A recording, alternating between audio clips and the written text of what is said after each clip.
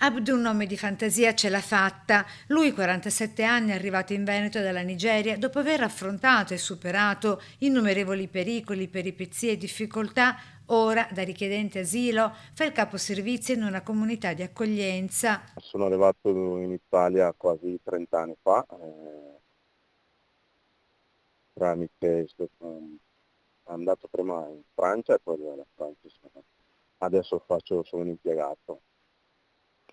E come un impiegato in che settore?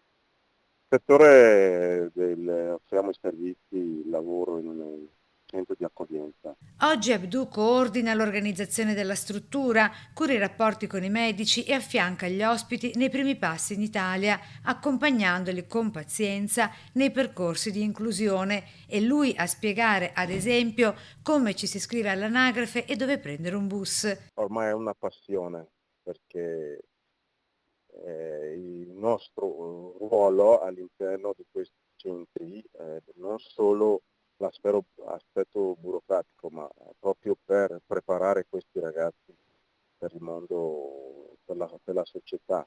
Abdu mostra con l'esempio che integrarsi è possibile. Lui è uno dei migranti seguiti in precedenza proprio dall'ente bilaterale regionale che fornisce corsi e assistenza sulla sicurezza anche ai migranti, lo stesso che nei prossimi giorni, grazie ad imprenditori locali, orienterà verso nuovi percorsi di lavoro proprio i 6 richiedenti asilo di Milano formati la scorsa settimana.